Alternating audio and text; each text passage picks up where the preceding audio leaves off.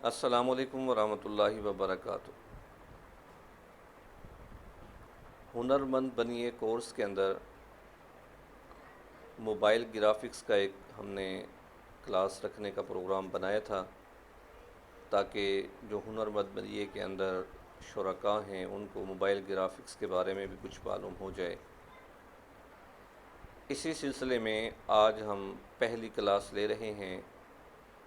आज की क्लास के अंदर हमने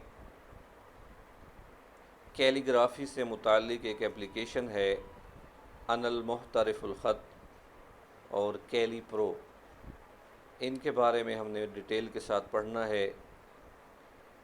कैसे इसको डाउनलोड किया जा सकता है और इसके इस्तेमाल करने का तरीका क्या होता है, इसी चीज़ को आगे चलकर मैं बताऊंगा।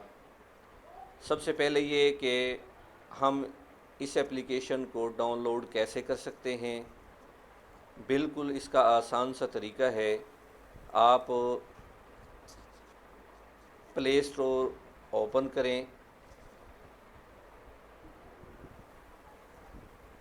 यहाँ पर लिखें कैली प्रो, CALLI कैली। जैसे ही आप कैली लिखेंगे नीचे कैली प्रो लिखा हुआ आ जाएगा। ये कैली प्रो यहाँ पर हमारे सामने मौजूद है, यहाँ से हम इसको डाउनलोड कर लेंगे।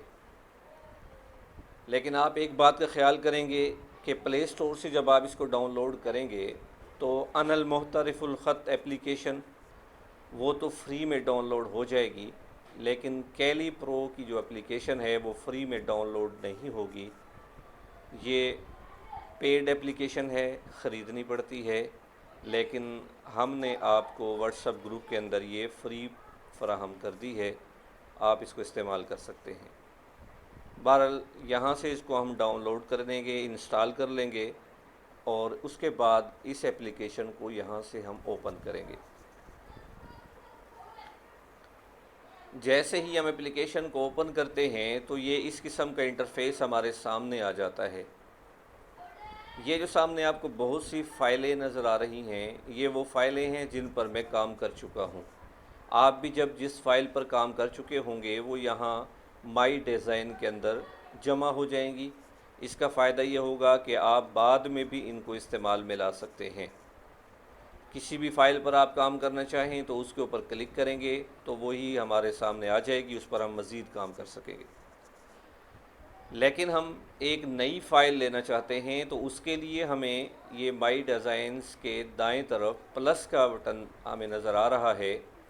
इस प्लस के ऊपर जब हम क्लिक करते हैं तो हमारे सामने कुछ इस तरह का इंटरफेस आ जाता है।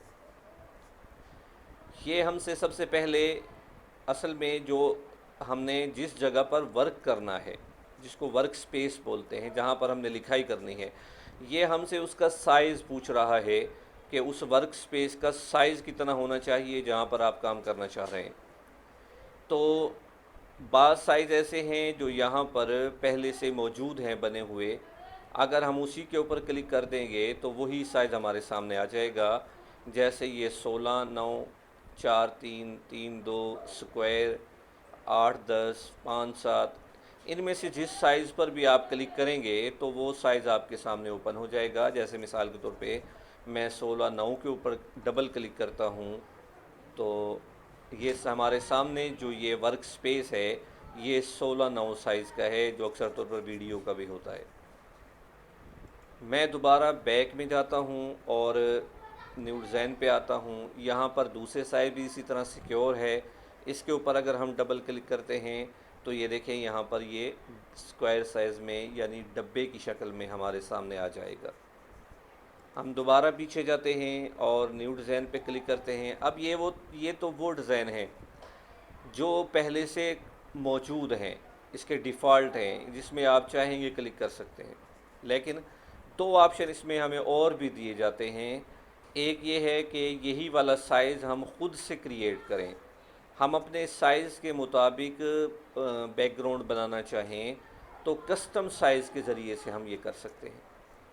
और अगर हम ये चाहें कि हम बैकग्राउंड के अंदर कोई तस्वीर लगाएं, कोई वॉलपेपर लगाएं, उसके ऊपर हम डायरेक्ट डिज़ाइन बनाएं, डायरेक्ट कैलीग्राफी करें, उसको शेयर कर दें, किसी थर्ड एप्लीकेशन में जाने की ज़रूरत हमें न पड़े, तो हम यहाँ से पिक्चर के ऊपर क्लिक करेंगे। ये हमें हमारी गैलरी के अंदर ले जाएगा। यहाँ से हम किसी भी तस्वीर को जो हम बैकग्राउंड में लगाना चाहते हैं उसको सिलेक्ट करेंगे तो वो बैकग्राउंड में आ जाएगा और उसके ऊपर लिखाई होना शुरू हो जाएगी जब हम करेंगे। और अगर हम चाहते हैं कि अपनी मर्ज़ी से इसका साइज़ क्रिएट करें, तो मैं कस्टम साइज़ के ऊपर क्लिक करता हूं। हमारे सामने ये बॉक्स खुल जाता है। ये हमसे चंद चीज़ें पूछता है। सबसे पहली बात ये कि ये पूछ रहा है कि डिज़ाइन का नाम क्या होना चाहिए। तो डिज़ाइन का नाम रखना ज़रूरी है, इसलिए कि जब फ़ाइलें ज़्यादा तादाद में हो जाएंगी तो उनमें से अपनी मतलूबा फ़ाइल को इस्तेमाल में लाना आसान हो जाएगा। अगर आप कोई भी इसको नाम नहीं देंगे तो फिर तलाश करना मुश्किल हो जाएगा, इसलिए इसको कोई भी आप नाम दे दें। जैसे मैं यहाँ पर इसको एक नाम दे देता हूँ बुक का। उसके बाद दूसरे नंबर पर ये हमसे पूछा है कि सेव्ड साइज़, यानी आप पहले से मौजूद कोई साइज़ हैं उनमें से कोई लाना चाहते हैं, तो यहाँ से हम इसके ऊपर क्लिक करेंगे। ये हमें उन्हीं साइज़ों पे ले जाएगा जो वहाँ पहले मौजूद थे। ये स्क्वायर भी है, 16, 9, 8, 10, इनमें से कोई भी अगर आप चाहते हैं तो जिस पर आप चाहते हैं उस पर क्लिक कर दें तो वही साइज़ हमारे सामने आ जाएगा। यहाँ से मैं ओके कर देता हूँ तो वही साइज़ हमारे सामने आ गया। लेकिन हम चाहते हैं कि हम ख़ुद से एक साइज़ यहाँ पर लिख कर बनाएँ, तो न्यू साइज़ के ऊपर हम क्लिक करेंगे और उसके बाद हम डिज़ाइन विथ, डिज़ाइन हाइट, यानी चौड़ाई और ऊंचाई यहाँ पर हम लिखेंगे। तो हम यहाँ पर लिख देते हैं 10, 80 और नीचे पिक्सेल्स के अंदर मिसाल के तौर पे हम लिख देते हैं 10, 80, दोनों 10, 80 लिख देते हैं। ये लिखने के बाद यहाँ पर भी हमें दो ऑप्शन मिलते हैं। एक तो ये है कि ये वाला साइज़ हमने आर्जी तौर पे इस्तेमाल करना है, दोबारा इसको हमने इस्तेमाल नहीं करना, या जब करना होगा हम दोबारा से इसी तरह लिख लेंगे, तब तो हम यहाँ पर ओके कर देंगे। जैसे ही हम ओके करेंगे तो वही वाला साइज़ यहाँ पर सामने आ जाएगा। दूसरा ऑप्शन ये है कि हम इस साइज़ पर मुस्तकिल काम करना चाहते हैं, बाद में भी काम करना चाहते हैं, तो ये वाला साइज़ हमारा मुस्तकिल तौर पर ऐड हो जाए, ताकि मुझे दोबारा से ये लिखने की झंझट ना उठानी पड़े। तो मैं ऐड के ऊपर क्लिक करता हूँ तो यही वाला साइज़ सेव हो जाता है और मैं यहाँ से ओके कर देता हूँ। अब मैं दोबारा से न्यू के ऊपर जब आता हूँ तो यहाँ नीचे देखें, सेव्ड साइज़ के अंदर वो साइज़ भी मौजूद है। ये पहले मौजूद नहीं था, अब यहाँ पर ये मौजूद है। अब मैं बराह रास्त इसी के ऊपर क्लिक करके अपने वर्क स्पेस पर जा सकता हूँ। तो ये तो हो गई न्यू डिज़ाइन की बात। दूसरे नंबर पर यहाँ पर मौजूद है माई डिज़ाइन। दूसरा बटन है माई डिज़ाइन। वो जो शुरू के अंदर सामने बहुत सारे डिज़ाइन आए थे वो माई डिज़ाइन है। जो डिज़ाइन भी आप बनाते रहेंगे तो वो यहाँ पर सेव होता रहेगा, फिर बाद में जब भी चाहें आप इसमें से इसको काम में ला सकते हैं। माई डिज़ाइन के बाद है मर्ज डिज़ाइन।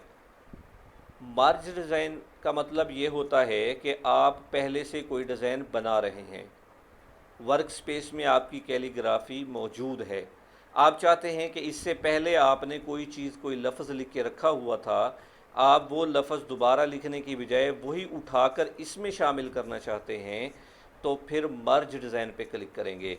इससे पहले वाली फ़ाइल ख़त्म नहीं होगी, बल्कि जो पहले वाली फ़ाइल है, दूसरी फ़ाइल जो हम लेके आएंगे वो उसी के अंदर जमा हो जाएगी।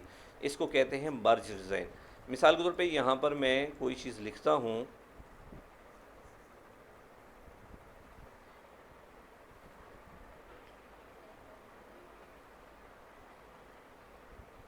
ये मैंने लिखा, यहाँ पर इंसर्ट कर दिया। अब ये पहले से मेरे पास एक लिखा हुआ है। अब मैं चाहता हूँ कि किसी डिज़ाइन को यहाँ मर्ज करूँ, यहाँ पर जमा कर दूँ इसके साथ। तो मैं मर्ज डिज़ाइन के ऊपर क्लिक करता हूँ और यहाँ से मैं इस डिज़ाइन के ऊपर क्लिक करके इसको मर्ज कर देता हूँ। अब देखें, दूसरा डिज़ाइन यहीं पर आ गया। पहला डिज़ाइन भी मौजूद है, दूसरा डिज़ाइन भी मौजूद है। तो मर्ज डिज़ाइन का ये मतलब होता है। अगर आप न्यू डिज़ाइन करेंगे तो पहले वाला ख़त्म हो जाएगा, दूसरा यहाँ पर लिखना पड़ेगा। अगर आप ओपन डिज़ाइन करते हैं तो कोई डिज़ाइन पहले मौजूद है वो यहाँ पर उसके ऊपर आ जाएगा, पहले वाला ख़त्म हो जाएगा। लेकिन मर्ज का मतलब ये होता है कि पहली वाली चीज़ के अंदर दूसरी को हमने शामिल करना है, पहले वाली भी मौजूद रहे और दूसरी वाली उसमें शामिल हो जाए। तीसरे और चौथे नंबर पर है सेव डिज़ाइन। जो हम ये डिज़ाइन बना रहे हैं, हम चाहते हैं कि ये सेव हो जाए और माई डिज़ाइन के अंदर ये आ जाए, तो मैं सेव डिज़ाइन के ऊपर क्लिक करता हूँ। अब देखें, मैं देखूँ ये पहले जो हमारे शुरू के अंदर जो हमारे इंटरफेस आया था उसमें ये आया है या नहीं आया। तो मैं माई डिज़ाइन पे जाता हूँ। अब देखें ये यहाँ पर मौजूद है जो हमने अभी सेव किया था। बहरहाल इसके बाद है शो ग्रिड। शो ग्रिड क्या होता है? हम कैलीग्राफी करते हैं ना, कैलीग्राफी में अलाइनमेंट का बहुत ज़्यादा ख्याल करना पड़ता है कि कोई लफ्ज़ ऊपर नीचे ना हो, बेज़ाब्ता ना हो। और मसलन एक लफ्ज़ है जो लिखना नीचे लाइन पे, पहली लाइन पे था वो तीसरी लाइन पे गया हुआ है, और कोई लफ्ज़ लिखना दूसरी लाइन पे था वो नीचे नीचे गया हुआ है। तो इस चीज़ को अगर हम अच्छी तरह जज करना चाहें तो उसके लिए ग्रिड लगाना ज़रूरी है। ये देखें, ये जो इसके अंदर डब्बे से बॉक्स बन गए हैं इसको ग्रिड कहते हैं। ये देखें, मैं इसके बराबर करता हूँ तो मुझे पता चल जाता है कि अलिफ कौन सी लाइन में है, सीन कौन सी लाइन में है, लाम अलिफ ला कौन सी लाइन में है, मीम कौन सी लाइन में है, बा कौन सी लाइन में है। तो हर लफ्ज़ का हमें पता चल जाता है, इसलिए ग्रिड लगाना ज़रूरी होता है। और ये ग्रिड जब आप इसको सेव करेंगे उसमें नहीं आते, बल्कि सेव करने से पहले इसी ऑप्शन को आप दोबारा से क्लिक करेंगे तो हाइड ग्रिड हो जाएगा और वो ग्रिड गायब हो जाएंगे। उसके बाद फिर आप सेव कर लेंगे ताकि वो ग्रिड इसके अंदर ना आए। दोबारा से मैं बता देता हूँ, शो ग्रिड के अंदर ये लाइन को बराबर करने के लिए हम बॉक्सेस लगाते हैं ताकि हमें पता चल जाए कि हम जो लिखाई कर रहे हैं वो मुकम्मल अलाइनमेंट के साथ है या आगे पीछे तो नहीं है। तो इसके लिए मैं शो ग्रिड पे क्लिक करता हूँ तो ये बन जाएगा। अपना काम कंप्लीट करने के बाद मैं दोबारा से इसको हाइड ग्रिड कर देता हूँ तो वो पोशीदा हो जाएगा। इसके बाद हम देखते हैं कि बैकग्राउंड कलर। ये जो बैकग्राउंड के अंदर हमने वाइट कलर दिया हुआ है ये असल में ट्रांसपेरेंट है, ये वाइट नहीं है। हम चाहते हैं कि इसके बैक के अंदर कोई और कलर आना चाहिए, तो मैं यहाँ पर जिस कलर पे भी क्लिक करूँगा तो वो कलर यहाँ पर आ जाएगा। लेकिन चूँकि हमने इसको किसी और एप्लीकेशन के अंदर ले जाकर काम करना होता है, इसलिए यहाँ पर हम ट्रांसपेरेंट को ही मुंतखब करेंगे। ट्रांसपेरेंट का मतलब ये होता है कि जिसका कोई बैकग्राउंड कलर ना हो। तो ये बैकग्राउंड कलर हो गया। उसके बाद ये फ़िट टू स्क्रीन और एक्चुअल स्क्रीन।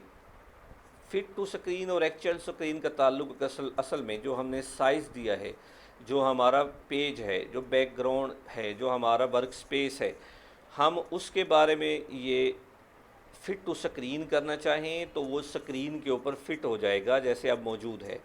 और अगर हम इसका हकीकी साइज़ हम देखना चाहें, जो इसका असल साइज़ है, तो वो एक्चुअल साइज़ के ऊपर हम क्लिक करेंगे। इसका फ़र्क अभी यहाँ से मालूम होगा। मैं अभी आपके सामने ये निकाल देता हूँ। देखें, अब मैं यहाँ पर आता हूँ और इसको फ़िट टू स्क्रीन करता हूँ। अब ये फ़िट टू स्क्रीन है, यानी कि जो स्क्रीन जहाँ पर हमने काम करना है उसके ऊपर फ़िट है, फ़िट टू स्क्रीन। ये देखें, फ़िट टू स्क्रीन हो गया।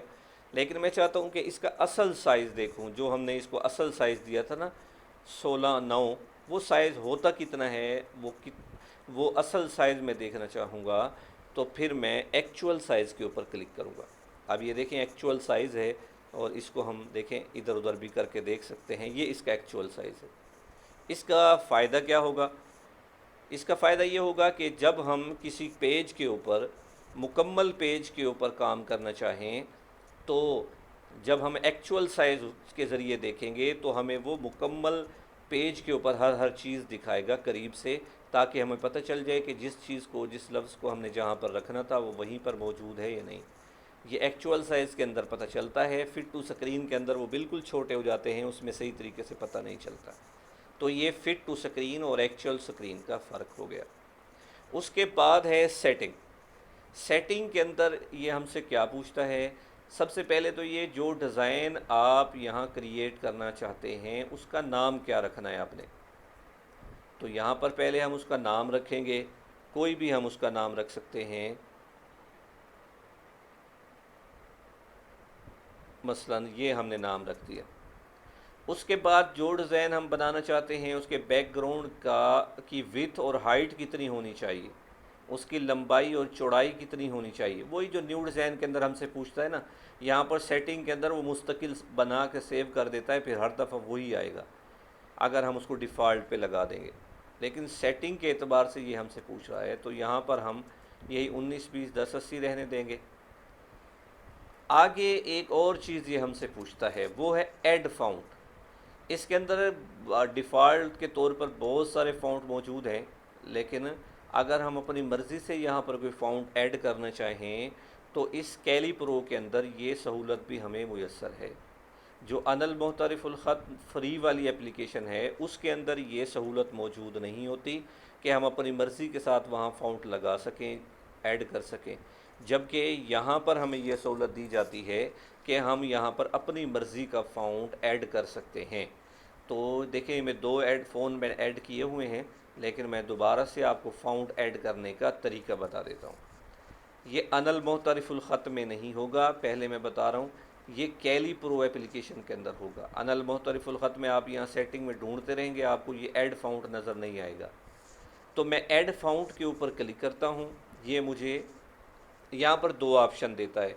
तो मैं ये जो बाएं जानिब वाला है इसके ऊपर क्लिक करता हूँ, ये मुझे फ़ाइल मैनेजर में ले जाएगा। अब मैं उस जगह पर जाता हूँ जहाँ मैंने फ़ॉन्ट रखे हुए हैं, ये फ़ॉन्ट्स के अंदर आता हूँ मैं। अब यहाँ से मैं ये पहले वाला फ़ॉन्ट यहाँ से मैं चेक कर देता हूँ उसको। अगर मैं ज़्यादा को चेक करूँगा तो नहीं होगा, एक वक्त में एक ही होगा।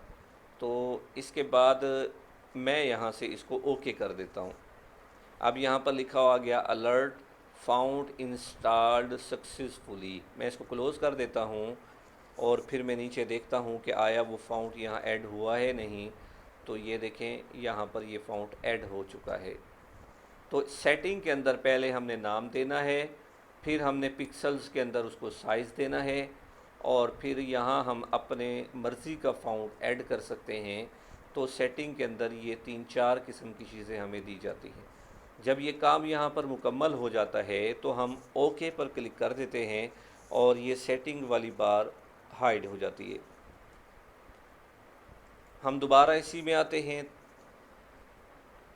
ये इसकी अपनी टर्म वगैरह है, इसकी जो मुख्तलिफ़ कंपनी की तरफ से जो शराइत और ज़वाबित और उसके बारे में चीज़ें होती हैं, ये उनसे मुतल्लिक़ है, इससे हमें कोई लेना देना नहीं है। उसके बाद सबसे आखिर में अगर हम एप्लीकेशन को बंद करना चाहेंगे तो नीचे वाले ऑप्शन को इख्तियार करते हुए हम इस पर क्लिक करेंगे तो ये एप्लीकेशन बंद हो जाएगी।